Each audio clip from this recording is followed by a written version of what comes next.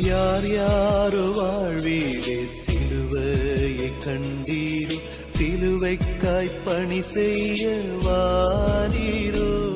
கிறிஸ்துவுக்குள் பிரியமானவர்களே, மரணத்தை ஜெயித்து உயிரோடு எழுந்த ஆண்டவர் இயேசு கிறிஸ்துவின் நாமத்தினாலே SMPM NGPM மிஷனரி இயக்கங்களின் சார்பிலே உங்கள் அனைவருக்கும் எங்கள் அன்பான வாழ்த்துதலையும் வணக்கத்தையும் தெரிவித்துக் கொள்கிறோம். அருமையானவர்களே, NGPM நிறுவனத்திற்கு ATG எக்ஸப்ஷன் இருக்கிறது. உங்களுடைய சிறப்பு நன்கொடைகளுக்கு வரிவிலக்கை நீங்கள் பெற்றுக்கொள்ளலாம். இயேசு கிறிஸ்துவின் நற்செய்தியை நம்முடைய இந்திய தேசத்தவர்களுக்கு அறிவிக்கிறதுல நாங்கள் ஈடுபட்டிருக்கிறோம். ஆண்டவருடைய வருகைக்கு நம்முடைய நாட்டை ஆயத்தப்படுத்துகிற பணியில் நீங்களும் எங்களோடு கூட கரங்கோர்த்து இயங்கலாம். அன்புக்குரியவர்களை, எந்த ஒரு சபைக்கும் சொந்தமானதல்ல, மாறாக நற்செய்தி அறிவிக்கிறதற்காக ரட்சிக்கப்பட்ட ஒவ்வொரு கிறிஸ்தவர்களையும் தேவனுக்கு என்று சொல்லி எழுப்புகிறோம். அன்புக்குரியவர்களை, இயேசு கிறிஸ்து ஒருவர் மூலமாகவே பரலோகம் செல்ல முடியும், வேறு வழியே இல்லை என்பதை தெளிவாக தேசத்துக்கு சொல்கிற காரியத்தில் நாங்கள் ஈடுபட்டிருக்கிறோம். எங்களுக்காக நீங்கள் ஜெபித்துக் கொள்ளுங்கள். தேசம் எங்கிலேயும் 197 மிஷினரிமார் ஒர்க் பண்ணுகிறாங்க. இன்னும் நிறைய மிஷினரிகளுடைய அப்ளிகேஷன் கையில் இருக்குது. அதோடு கூட 250 குழந்தைகள் விடுதிகள் இருக்காங்க. இன்னும் நிறைய குழந்தைகள் படிக்கிறதுக்கு ஆவலோடு இருக்கிறார்கள். அருமையானவர்கள், இதுவரையிலையும் 460 கிராமங்களில் சபைகள் உருவாக்கி 22 கிராமங்களில் ஆலயங்கள் கட்டி எழுதியிருக்கிறோம். வருகிற 8ஆம் தேதி ராஜஸ்தானில் ஒரு ஆலய பிரதிஷ்டை இருக்கிறது. அருமையானவர்களே, வருகிற 20ஆம் தேதி இமாச்சல் பிரதேசத்தில் ராம்பூர் என்கிற பகுதியிலையும் ஒரு ஆலய பிரதிஷ்டை இருக்கிறது. நீங்கள் ஜெபித்துக் கொள்ளுங்கள். அருமையானவர்களை, வாய்ப்புள்ளவர்கள் பங்கு பெறுங்கள். ஏனென்றால் பணி மையங்களிலே நடக்கிற ஊழியங்களை வந்து பார்க்கும்போது எவ்வளவு சிறப்பாக ஊழியங்கள் நடக்கிறது என்று நாம் அறிந்து கொள்ளலாம். அதோடு கூட ஞானஸ்நானத்துக்கு மக்கள் வருகிறது என்பது ஒரு பெரிய மகிழ்ச்சிகரமான செய்தி. ஏனென்றால் வேதத்தில் எழுதியிருக்கிறது, மனம் திரும்புகிற ஒரு பாவி நிமித்தம் பரலோகத்தில் மிகுந்த சந்தோஷம் உண்டாயிருக்கும் என்று சொல்லி நாங்கள் ஜெபித்து கொண்டிருக்கிறோம். ஆண்டவரே, தினந்தோறும் இந்த நாட்டில் எங்களுக்கு ஞானஸ்நானம் தாரும், டெய்லி ஒரு சபை தாரோன்னு சொல்லி ஜெபம் பண்ணுறோம். காரணம் என்னென்னா, நம்ம நாட்டில் ஜனத்தொகை வேகமாக வளர்ந்துக்கிட்டு இருக்கு. அருமையானவர்களே, நம்ம விதைக்கிற இந்த சுவிசேஷம் ஒரு கடலில் ஒரு துளி பெருங்காயம் கூட இல்லை, அந்த அளவுக்கு தான் நம்முடைய ஊழியங்கள் இருக்குது. ஆகவே இன்னும் தீவிரப்பட நீங்கள் ஜெபித்து கொள்ளுங்கள். அருமையானவர்களே, ஊழியம் செய்வதற்கு நிறைய பேர் வாஞ்சையோடு இருக்காங்க. அவர்களுக்கு நான் முறையாக பயிற்சி கொடுத்து அவர்களை ஊழியத்தில் நான் பயன்படுத்த வேண்டும். அருமையானவர்களே, எங்கெல்லாம் நம்முடைய ஊழியர்கள் இருக்கிறாங்க, அங்கெல்லாம் ஆண்டவர் ஏராளமான அற்புதங்களை செய்து அடையாளங்கள் மூலமாக நான் கர்த்தர் என்பதை அவர் அங்கே உறுதிப்படுத்தி கொண்டிருக்கிறதை பார்க்கிறோம். கடந்த நாளில் நாங்கள் பஞ்சாப் சென்றிருக்கும்போது அங்கே குருநானக் என்பவர், இவர் ஒரு அந்த சீக்கிய மார்க்கத்தின் போதகர். ஆகவே அந்த மார்க்க புஸ்தகத்தில் எழுதப்பட்டிருக்கிறதெல்லாம் அவருக்கு நல்லா தெரியும். என்றாலும் அந்த போதனைகளை மற்றவர்களுக்கு சொல்லிக் கொடுத்துட்டு இருக்கிறாரு. அவனோட வீட்டுக்குள்ளே பயங்கர போராட்டம். இவருமே சாராயத்துக்கு அடிமையாக இருந்தார். மனைவிக்கு உடம்பு சரியில்லை, பிள்ளைகளுக்கு உடம்பு சரியில்லை, இப்படி நிறைய அலங்கோலமான காரியங்கள். ஒரு நாள் நற்செய்தியாளர் அவரை சந்திக்கிறார். சந்தித்து நற்செய்தியை சொல்லுகிறார். அவருக்கு இந்த நற்செய்தியை சொல்லும்போது மனசில் வந்தது என்னென்னா, இவர் சொல்கிறது தானே நம்ம வாசித்து நம்ம டெய்லி போதிக்கிறோமோ அதிலே இருக்குது அப்படின்னு நினச்சிக்கிட்டு இருக்கும்போது தான், அன்றைக்கி ஜெபம் பண்ணும்போது தான் இயேசு கிறிஸ்துவனுடைய வல்லமை மகிமையாக அவர் உணர்ந்திருக்கிறார். நம்முடைய குரு நல்லவர் தான், நல்ல போதனைகளை தந்திருக்கிறார். ஆனால் வல்லமை இயேசு கிறிஸ்துவனிடத்தில் தான் இருக்கிறது என்பதை அறிந்து, மேலும் சத்தியத்தை உணர்ந்து அறிந்து புரிந்து, அருமையானவர்களை இந்த இயேசு கிறிஸ்துவை ஏற்றுக்கொண்டு அவருடைய கிராமத்தில் ஒரு ஆலயம் கட்டி எழுப்பியிருக்கிறார். அருமையானவர்கள், அந்த ஆலயத்தை நாங்கள் பிரதிஷ்டை செய்து வந்தோம். அன்புக்குரியவர்களே, அன்றைக்கு ஒரு 10 பேர் பேப்டிசம் எடுத்தார்கள். அவர் என்ன சொல்கிறாருன்னா, இந்த சத்தியத்தை எங்கள் வட்டாரத்தில் ஒரு கிராமத்தில் கூட ஒருவரும் தெரியாமல் இருக்கக்கூடாது. நாங்கள் எந்த இடத்துல எங்களுடைய குருவை நாங்கள் குறை சொல்கிறதில்ல, ஆனால் இயேசு கிறிஸ்து உயர்ந்த குரு, வல்லமையுள்ள குரு என்பதை நான் அனுபவ ரீதியாக சொல்லி கொண்டிருக்கிறேன் என்று சொன்னார். அருமையானவர்களே, இப்படி வாய்ப்புள்ள நம்முடைய நாட்களை நாம் பயன்படுத்த வேண்டும். பஞ்சாப், இன்னும் இமாச்சல், இன்னும் ஜம்மு காஷ்மீர் போன்ற பகுதிகளில் இந்த ஆத்மா அறுவடையை தீவிரப்படுத்துவதற்காக நாங்கள் பர்னாலா என்கிற இடத்துல அங்கே ஒரு ஆலயமும் ஒரு பயிற்சி நிலையமும் உருவாக்கி கொண்டிருக்கிறோம். ஜெர்மனியிடுங்க, இதுக்கு நிறைய தேவைகள் உண்டு. அருமையானவர்களே, ஒரு சதுரடிக்கு 1000 ரூபாய் தேவை. உங்களால் ஆண்டவர் ஏவுகிறதை நீங்கள் செய்யலாம். ஆலயம் கட்டுகிற விஷயத்தில் நல்ல பக்க ஆலயம், நல்ல ஒரு எலிவேஷனோட 7 லட்ச ரூபாய் கட்டுறோம். அதோடு கூட சுமாரான அலங்கரிப்போடு 5 லட்ச ரூபாய் கட்டுக்கிறோம். கச்சா ஆலயம் 3 லட்ச ரூபாய் கட்டுக்கிறோம். அருமையானவர்களே, இன்னும் நேபாள் நாட்டிலையும் நிறைய ஆலயங்கள் கட்ட வேண்டி இருக்கிறது. ஃபவுண்டேஷன் போட்டு வச்சுருக்கோம். நேபாளை பொறுத்த வரைக்கும் 2லேருந்து 5 லட்ச ரூபா. 2 லட்ச ரூபாய்க்கு பார்த்தீங்கன்னா கம்ப்ளீட்டாக டின் ஷீட் போட்டு கட்டுறோம். ஏன்னா நிலமே அங்கே இல்லை. இருக்கிற நிலத்தை பயன்படுத்தி ஆராதிக்க ஒழுங்கு செய்யணுங்கிறதுக்காக இது மாதிரி காரியங்களை செய்கிறோம். நீங்களும் ஜெபித்து விதமான ஊழியங்களில் ஈடுபடுங்கள். நம்முடைய வீட்டில் குடும்ப சொத்து பிரிக்கும்போது இல்லைண்டா ரிட்டையர்ட் ஆகும்போது நல்ல ஒரு கிராஜுவேட் வரும் இல்லையா, இதன் மூலம் நம்ம ஆலயங்கள் கட்டி எழுப்பலாம். அது மாத்திரமல்ல அருமையானவர்களே, வியாபாரிகள் ஆண்டுக்கு ஒரு ஆலயத்தை நீங்கள் கட்டி எழுப்பலாம். பேராயர்கள், போதகர்மார் உங்களுடைய சபையின் சார்பில் ஆலயங்கள் கட்ட எழும்பலாம். இப்படி எல்லாரும் எழுப்பிட்டோம்னா 4,00,000 கிராமங்களை நம்ம ஆலயம் கிடையாது இல்லையா, அங்கெல்லாம் நம்ம ஆலயங்களை கட்டி கோயில்லாத இடத்துல குடியிருக்கூடாதுன்னு சொல்லி ஒரு பழமொழி சொல்லுவாங்க இல்லையா. அருமையானவர்களே, நம்ம நாட்டு மக்களுக்கு ஒரு சுபிட்சமான நல்வாழ்வு வேணும்னா தேவாலயம் இருக்க வேண்டும். எந்த கிராமத்தில் தேவாலயம் போகுதோ அந்த கிராமத்துக்கு ரோடு வந்துடும், அந்த கிராமத்துக்கு தண்ணி வசதி வந்துடும், அந்த கிராமத்துக்கு நல்ல ஒரு சுகாதாரம் வந்துடும், அந்த கிராம மக்கள் எல்லாருமே விடுதலையோடு இருப்பாங்க. பார்த்துக்குங்க, நான் பல கிராமங்களுக்கு போகும்போது என்கிட்ட சொல்லியிருக்காங்க, ஒரு கிராமத்துக்கு போய் இறங்கிறேன், அந்த ஊர் மக்கள் எல்லாரும் ஓடி வந்துட்டாங்க. ஐயா, அந்த கிராமத்தில் ஒரு கிறிஸ்தவ கோயில் இருந்துச்சு, ஆராதனை நடத்தான் பூட்டி போட்டு இருள் அடைஞ்சு பாழடைஞ்சு போச்சு. என்றைக்கு பாழாக போச்சு அன்னையிலேருந்து எங்கள் கிராமமே சவமாக இருக்குது. விதவைகள் நிறையா வீட்டில் இருக்காங்க, பைத்தியம் பிடிச்சவங்க இருக்காங்க. இந்த வீட்டில் இந்த ஊரில் மறுபடியும் விளக்கு ஏற்றி வைக்கிறோம், நீங்கள் அதுதான் கடவுள் கொண்டு வந்திருக்காருனாங்க. அவங்களோட பேசி ஜோமனை அதுக்கான காரியங்களை செய்து வந்தோம். ஏன் சொல்கிறேன் அப்படின்னா, ஆலயம் ஒவ்வொரு ஜனங்களுக்கும் ஆசீர்வாதத்தை கொடுக்கக்கூடிய ஒன்று. ஆகவே இந்த கடைசி காலங்களில் ஒவ்வொருவரும் கர்த்தருக்கு என்று சொல்லி நம்ம எழும்புவோம். ஆண்டவர் பெரிய காரியங்களை செய்வார். அன்புக்குரியவர்கள், ஒரு மிஷினரி ஸ்பான்சர்ஷிப்புக்கு 3000 ரூபா, ஒரு ஆதிவாசி குழந்தை படிக்க வைக்கிறதுக்கு 600 ரூபா வாங்குகிறோம், முழுமையாக 1200 ரூபா. அன்புக்குரியவர்களே, இந்த ஆத்மாவை தேடி என்கிற பத்திரிகை ஒவ்வொரு மாதம் அனுப்புகிறோம். இந்த மாத பத்திரிகையில் கிறிஸ்துமஸ்க்கான வெகுமதிகளை கேட்டு எழுதியிருக்கிறோம். அருமையானவர்களே, இந்த கிறிஸ்துமஸ் காலங்களில் கிராமங்கள் இன்னும் நிறைய இடங்களில் பார்த்திங்கன்னா கிராம தலைவர்கள், பஞ்சாயத்து தலைவர்கள், வார்டு மெம்பர்ஸு, சில இடங்களில் எம்எல்ஏ கூட வருவாங்க.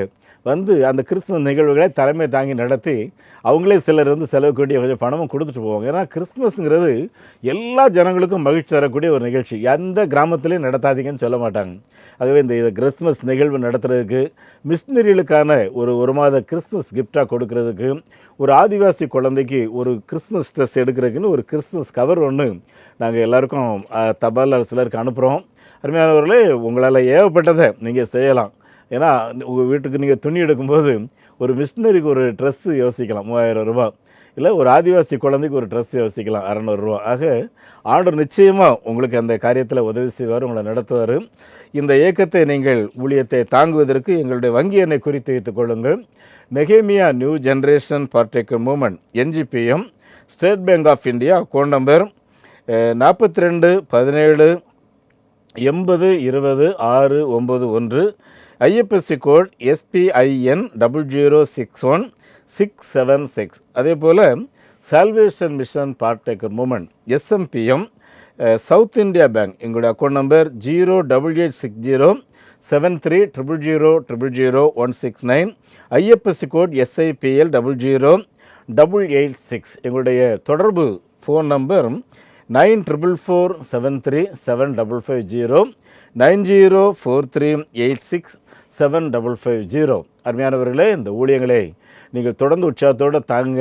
ஒவ்வொரு மாதமும் ஏவப்பட்டவர்கள் அனுப்பி வைங்க. ஏன்னா மிஷினரிகளுக்கு மாதந்தோறும் நம்ம சப்போர்ட் அனுப்பணும், குழந்தைகளுக்கும் மாதந்தோறும் உணவுக்காக பணங்கள் அனுப்ப வேண்டும். ஆகவே நீங்கள் அனுப்புகிற காணிக்கையை மாதந்தோறும் அனுப்புங்க. நாங்கள் உங்களுக்காக டெய்லி காலையில் 5 மணிக்கு முழங்கால நின்று ஜெபம் பண்ணுறோம். அது 7:30 வரைக்கும் அந்த ஜெபம் நடக்குது. ஒவ்வொரு ஸ்பான்சருக்காக ஜெபிக்கிறோம். அதே போல் மிஷன் ஃபீல்டுக்காக ஜெபம் பண்ணுறோம். இந்த நாட்டின் ரட்சிப்புக்காக ஜெபம் பண்ணுறோம். நீங்களும் எங்களோடு சேர்ந்து ஜெபம் பண்ணலாம். அருமையானவர்களே, உலக அளவில் இந்தியாவின் ரட்சிப்புக்காக பெருங்கூட்டமான ஜனங்கள் ஜெபம் பண்ணிக்கிட்டு இருக்கிறாங்க. இந்தியா ஒரு நல்ல ஆசீர்வாதமான நாடாக இருக்கணும், எல்லா விதத்துலையும் செழிப்பாக இருக்கணும்னு சொல்லி ஜெபம் பண்ணிகிட்டு இருக்காங்க. இப்படி அநேகர் ஜெபிக்கிறதுனாலையும் வேத வசனத்தின்படி பூமியின் குடிகளை எல்லாரும் கர்த்தரை கம்பீரமாய் பாடுங்கள் என்று சொல்லி சங்கீதம் 101 வாசிக்கிறோம். இந்த சத்தம் நம்ம நாட்டில் இருக்கிற எல்லா கிராமங்கள்லையும் துணிக்கணும். அது மாத்திரமல்ல, இயேசு கிறிஸ்துவின் பிறப்பை பொறுத்தவரையிலையும் எல்லா ஜனத்தையும் மிகுந்த சந்தோஷம்.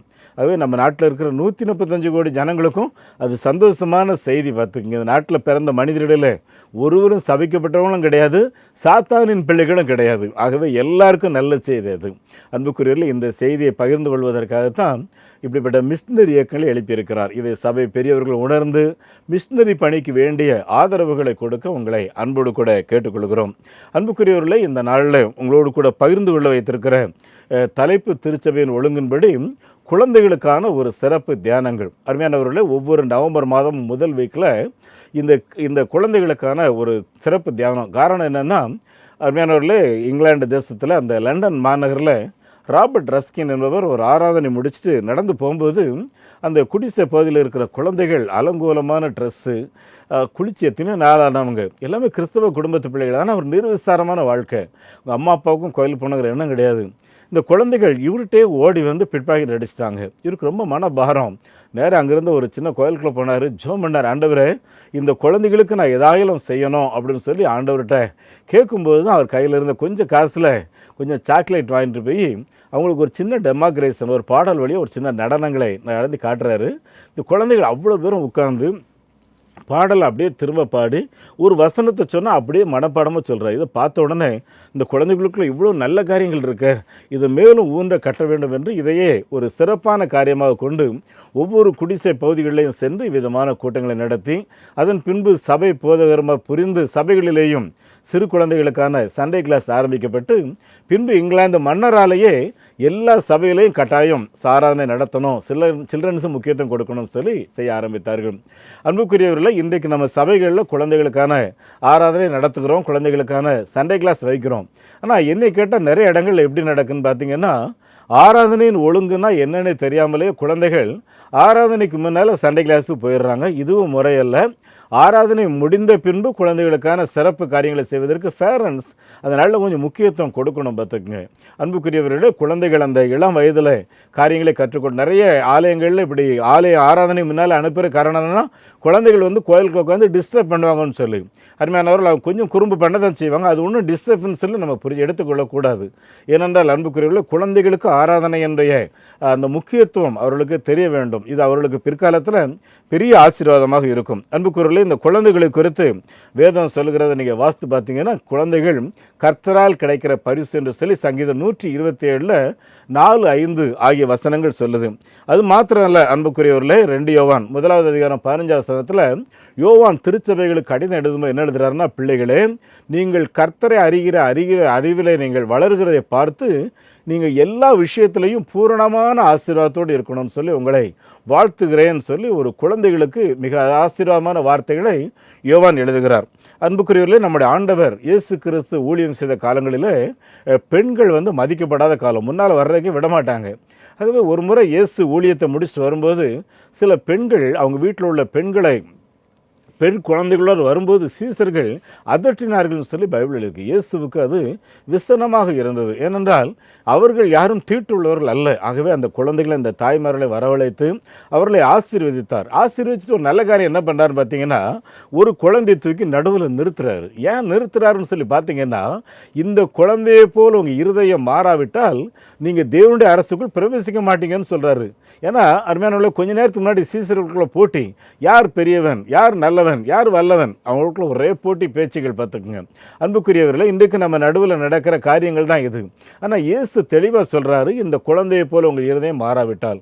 அன்புக்குரியவர்களே, குழந்தைகளுக்குள்ள உங்களுக்கு எல்லாம் தெரியும், கசப்பே இருக்காது. பார்த்துக்குங்க குழந்தைகளுக்குள்ள வைராக்கியமே இருக்காது. பார்த்து ஏன்னா நமக்குள்ள எவ்வளோ கசப்பு இருக்குது, எவ்வளோ வைராக்கியம் இருக்குது, எவ்வளோ கபடம் இருக்குன்னு சொல்லி யோசித்து பாருங்கள். அன்புக்குரியவர்களே, கபடம் இல்லாமல் வாழுங்கள், கர்த்தர் உங்களை பார்க்கிறார். அன்மையானவர்களே, இந்த குழந்தைகளை இப்படி நாம் சிறப்பான ஒரு ஆசீர்வாதமாக வளர்க்கும் போது நீதிமொழிகள் 29:15 எழுதியிருக்கு, பிள்ளைகளுக்கு அடியும் போதனே நல்லது, பிள்ளைகள் எது வேண்டுமானாலும் செய்து கொள்ளட்டும் என்று பெற்றோர் விட்டுவிட்டால் அப்பிள்ளைகள் தம் தாய்க்கு அவமானத்தை கொண்டு வருவார்கள். நடந்த ஒரு சம்பவம், அந்த ஜட்ஜ்மெண்ட் நீதிமன்றத்தில் அவனுக்கு மரண தண்டனை வச்சுட்டாங்க. அவன் கேட்குறான் ஜட்ஜை பார்த்து, எங்கள் அம்மா அப்பா நான் பார்க்கணும் சார். அவங்க அம்மா அப்பா வந்த உடனே ஓங்கி அவங்க அப்பாவை அடிச்சுட்டு அழுகிறான்.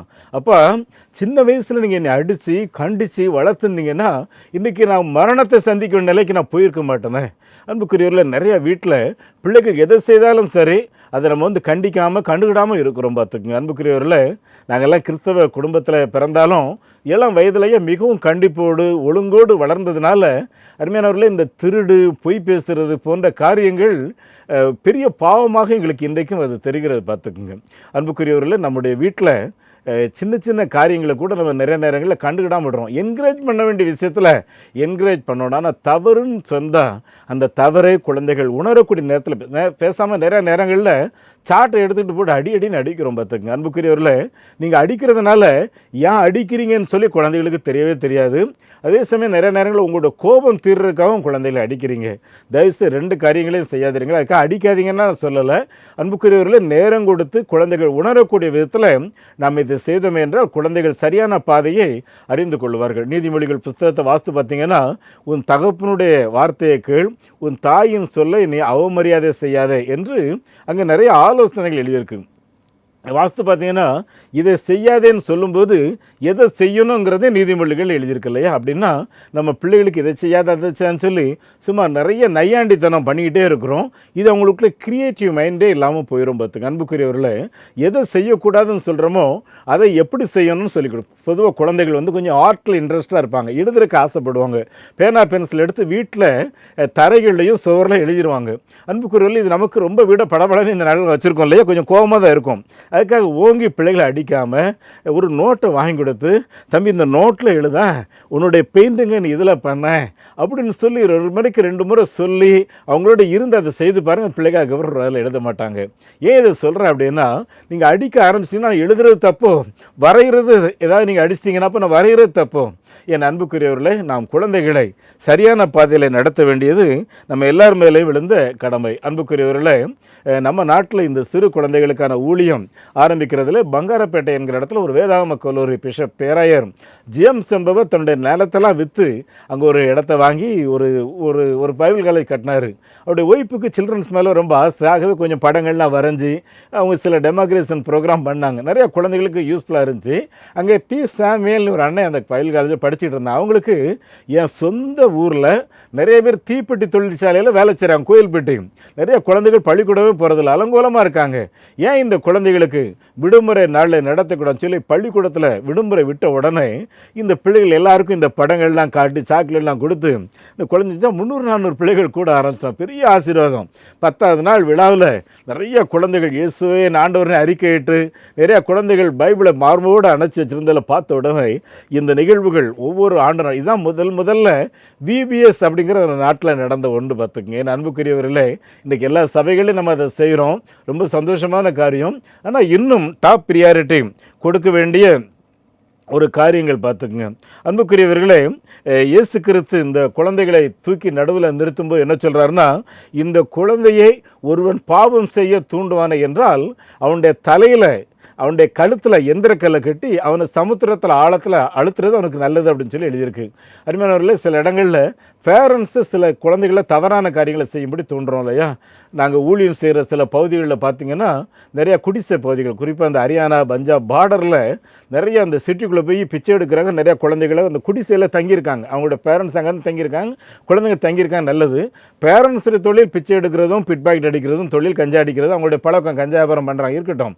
ஆனால் குழந்தைகளே அதை செய்யும்படி தூண்டுகிறார்கள். அருமையானவர்களே, அவங்க மத்தியில் ஊழியங்களை ஆரம்பித்து நற்செய்தி அறிவித்து குழந்தைகள் சத்தியத்தை அறியும் அறிவில் வளர்ந்து கொண்டிருக்கும். அந்த குழந்தை கேட்குறாங்க, அங்கிள் இங்கே நாங்கள் சத்தியத்தை கேட்குறோம், புரிஞ்சுக்கிறோம், வசனத்தை படிக்கிறோம், அது எங்கள் வீட்டில் எங்கள் அம்மா அப்பா இதை செய்ய தூண்டுறாங்களே. அருமையானவர், அவருடைய வறுமையினால் அதை செய்யலாம். ஆகவே இந்த குழந்தைகளுக்கு உணவு கொடுக்கறதுக்கான காரியங்களை திட்டமிட்டு நாங்கள் செய்து கொண்டிருக்கிறோம். எதற்கு அவங்க மத்தியில் சொல்ல என்றால், எல்லா குழந்தைகளுக்காகவும் நல்ல குணங்கள், நல்ல லட்சிய கனவுகள் நிறைய இருக்குது. பிற்காலத்தில் அந்த குழந்தைகளில் நிறைய பேர் ஐஏஎஸ் ஆகலாம், ஐபிஎஸ் ஆகலாம், பெரிய அரசியல் தலைவர் ஆகலாம் இல்லையா? என் அன்புக்குரியவரில் இந்த ஜார்ஜ் டபிள்யூ புஷ் இல்லை, அவர் சின்ன வயசில் இருக்கும்போது ஒரு நாள் இந்த பில் கிளின்டன் என்பவர் சின்ன வயசில் இருக்கும்போது ஓய்வு நாள் பாடசாலை ஆசிரியர் எல்லாரும் சேர்ந்து ஒயிட் பில்டிங் போனாங்களா அமெரிக்காவில். அங்கே போனோடனே ஜனாதிபதி அன்றைக்கு இருந்தவர் கென்னடி எல்லாட்டும் என்னென்ன ஆக போறீங்கன்னு சொல்லி கேட்குறாரு. அப்போது ஒரு குழந்தை என்ன சொல்லுதான் அப்படின்னா, அந்த குழந்தை தான் பில் கிளின்டன், சார் நீங்கள் உட்கார்ந்துருக்கிற சேரில் நான் உட்காரணும்னு சொல்லி. என் அன்புக்குரியவர்களே, குழந்தைகள் எதிர்காலத்தில் என்னவாவார்கள் சொல்லி நமக்கு தெரியாது. ஆனால் அவர்களுக்கு சரியான பாதைகளை காட்ட வேண்டும். நான் போன மாதத்தில் நேபாள் போயிருக்கும்போது பல குழந்தைகளோட ஒரு இன்ட்ராக்ஷன், நீங்கள் என்ன செய்ய போகிறீங்க, உங்களுடைய எதிர்காலம் எப்படி இருக்கும், எல்லாரும் அவங்களுடைய தரிசனம் சொல்லும்போது அனுகிரகான்ற ஒரு பிள்ளை மட்டும் என்ன சொன்னா, அங்கிள் நான் வளர்ந்து பெரியவளான பின்பு என்னை போல் அபலைகளாக கிராமங்கள் தோறும் வாழ்கிற பிள்ளைகள், பிச்சை எடுத்து வாழ்கிற பிள்ளைகள், எங்கே தங்குறதுன்னு தெரியாத அனாதை பிள்ளைகள் நிறைய பேர் இருக்காங்க.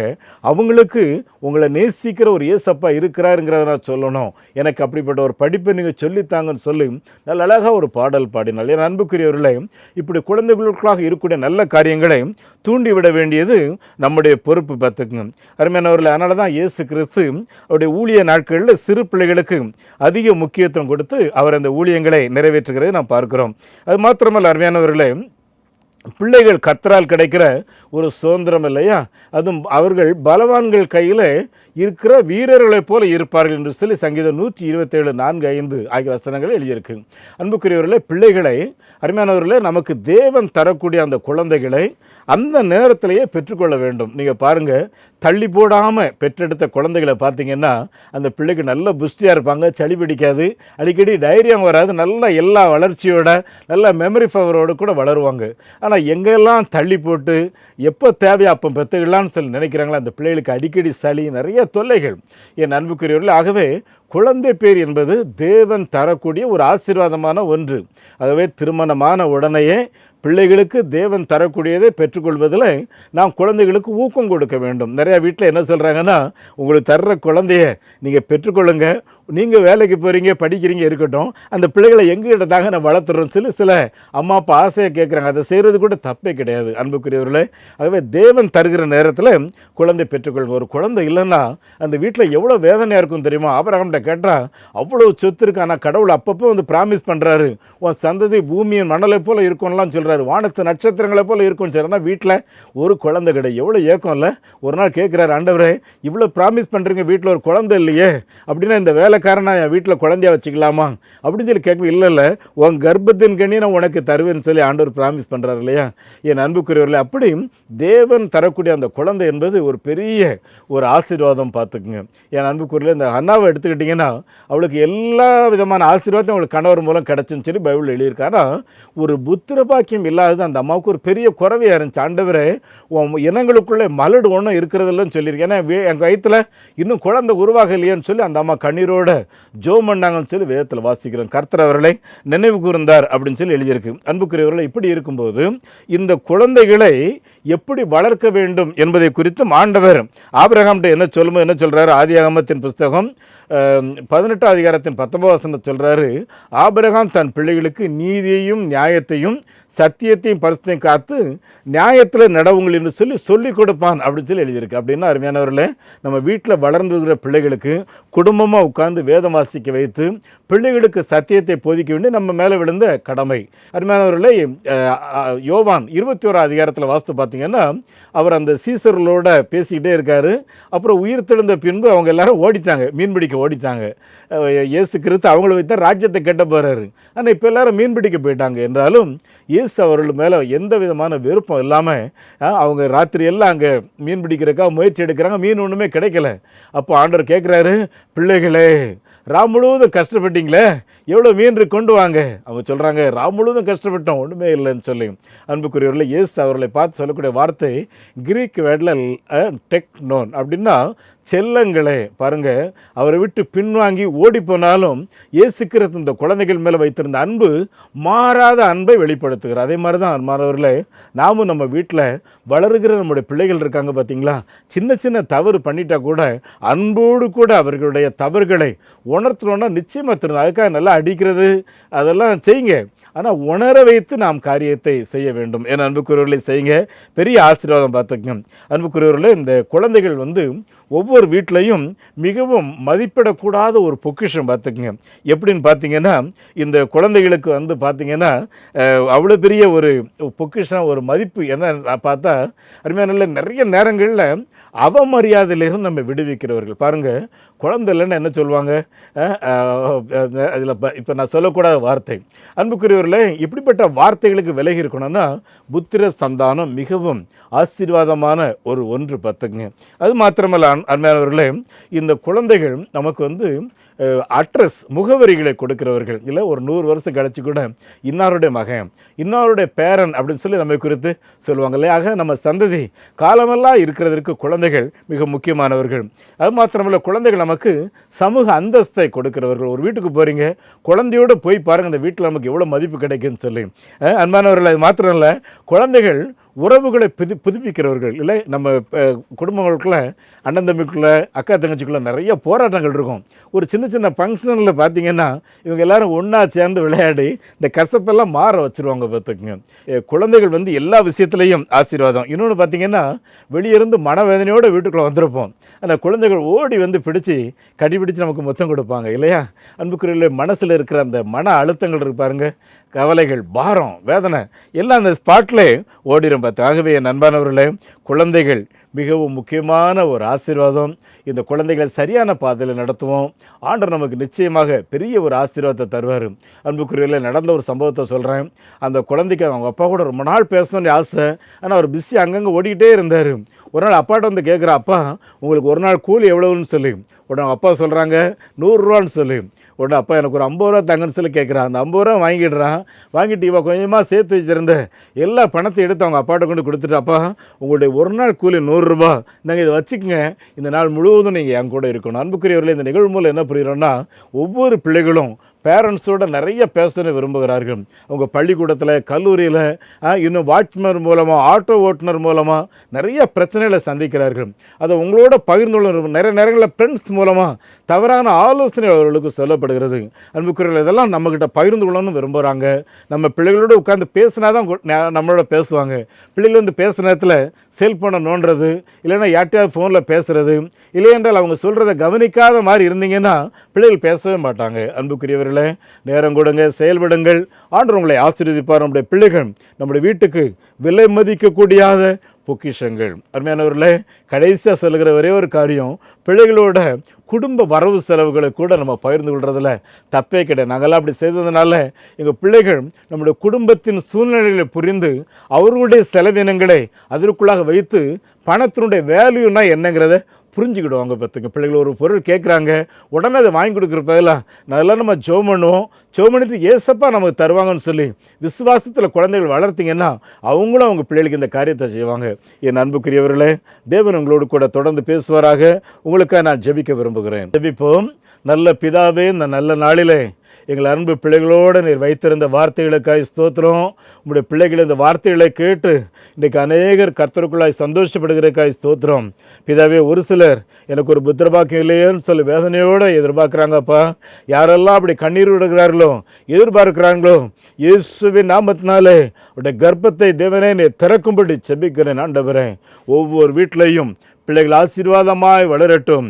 ஆண்டவரே, பிள்ளைகளுக்கு மொபைல் ஃபோன், ஆண்டவரே டிவின்னு சொல்லி அவங்களுடைய நேரங்களெல்லாம் அதில் செலவழிக்கிற கொடுக்காம ஒவ்வொரு பேரண்ட்ஸும் பிள்ளைகளோட போதுமான நேரங்களை செலவு செய்யும்படி பிள்ளைகளுக்கு கற்றுக் கொடுக்க வேண்டிய நல்ல காரியங்களை கற்றுக் கொடுக்கிறதற்கு இயேசுவே நீர் உதவி செய்யும்.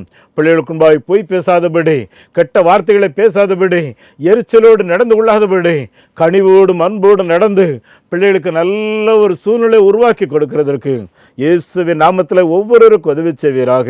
இந்த வார்த்தையை கேட்ட ஒவ்வொரு வீடுகளும் ஆசீர்வாதமாக இருக்கட்டும். ஆண்டவரே, இந்த வார்த்தைகளை கேள்விப்படாதவர்களுக்கும் உடைய பிள்ளைகள் ஆண்டவரே மற்றவர்களுக்கு இந்த வார்த்தைகளை சொல்லட்டும். ஆண்டவரே, இதன் மூலமாய் ஒவ்வொரு குடும்பமும் பரலோகமாக காணப்படட்டும். அப்படியே கர்த்தர் செய்கிறதற்காக ஸ்தோத்திரம். உம்முடைய அன்பின் கரத்துக்குள்ள எல்லாவற்றையும் ஒப்பு கொடுத்து ஜெபிக்கிறோம். ஆண்டவரும் அருமை இரட்சகருமாகிய இயேசு கிறிஸ்துவின் நாமத்தில் இந்த ஜெபத்தை கேட்கிறோம் பிதாவே, ஆமேன். நம்முடைய ஆண்டவர் இயேசு கிறிஸ்துவனுடைய கிருபையும் பிதாவாகிய கடவுளின் அன்பும் பரிசுத்த ஆவியானவரின் நடத்தல் பிரசன்னம் ஆசீர்வாதம் ஒவ்வொரு வீடுகளிலேயும் அவருடைய கைகளின் பிரயாசங்களிலேயும் தங்கியிருப்பதாக. ஆமேன். இந்த மாபெரும் நற்செய்தி பணியில் ஒரு ஆதிவாசி குழந்தைய நீங்கள் 600 ரூபாய் கொடுத்து படிக்க வைக்கலாமே, உங்களால் ஏன்ற தொகையை கொடுத்து ஒரு ஆலயங்கள் கட்டுவதற்கு தீர்மானம் எடுக்கலாமே. உங்களுடைய பங்குகள் என்ன?